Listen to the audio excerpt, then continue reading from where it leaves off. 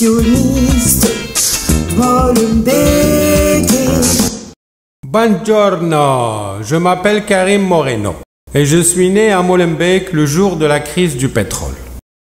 J'ai grandi devant la station de métro Bekant. Chacun son destin. Suivez mon aventure, je vais vous expliquer ma vie. Ado, comme mes copains, j'aimais bien fréquenter la salle de mini-foot et l'atelier d'horticulture marijuana. J'aimais bien venir tous les matins, sentir ces belles odeurs, m'inspirer de ces lieux végétals. Et puis je fréquentais aussi la salle de sport et la bibliothèque. Pourquoi? Pour apprendre à organiser mon entreprise. Maintenant, je travaille dans une entreprise de marketing politique.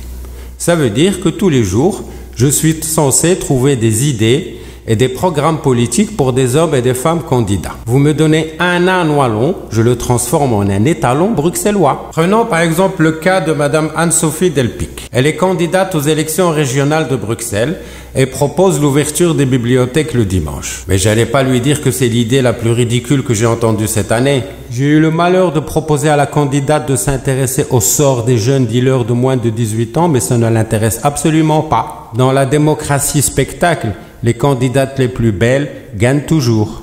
Par conséquent, pour gagner les élections régionales, en tant que Saint-Gilloise, j'ai proposé à la candidate de s'entourer d'un look artistique contemporain, de viser des belles causes humaines avec un zeste de victimologie et de ne pas oublier Marco, l'habile coiffeur de ces dames. Voilà pourquoi je suis déprimé depuis 10 longues années.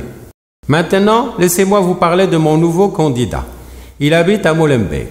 Nous avons grandi ensemble dans la même rue, on jouait aux billes ensemble. Je lui ai dit, écoute, pour les 5458 €, je te comprends. L'argent, c'est halal, frère. Et la politique, c'est halal aussi. Alors j'ai dit au candidat, si tu veux rafler les voix de Bruxelles Nord, propose le ciel et le paradis.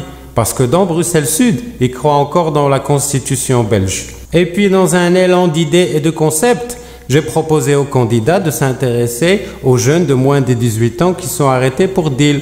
Leur famille vote encore. J'ai dit, est-ce que tu as quelque chose pour eux? Il m'a dit, mais monsieur, à Molenbeek, vous savez pas que la drogue et l'alcool c'est haram? Pourquoi on me donne les candidats les plus nuls? Qu'est-ce que j'ai fait au bon Dieu? Avec cela, je vais finir déprimé. Laissez-moi vous parler du dernier candidat. C'est un fils d'eux. Son grand-père était Premier ministre et son père était bourgmestre. À travers la politique, il ne s'intéresse ni à la droite ni à la gauche, mais par contre, il adore les brunes, les blondes et les rouquines. Voilà son unique programme.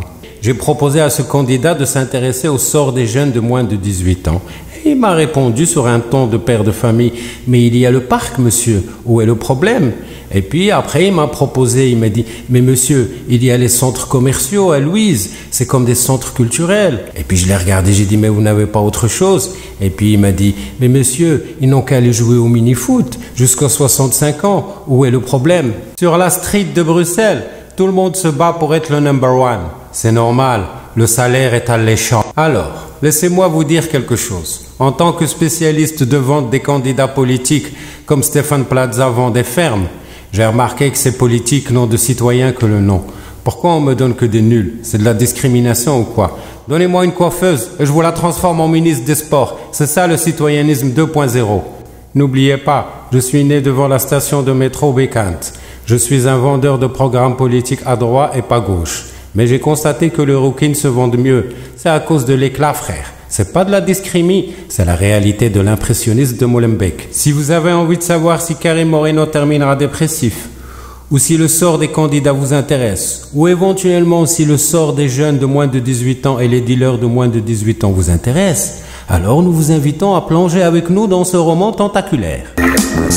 L'impressionniste Molenbeek s'amuse. Quoi? Sous la tente, le miel a ouvert.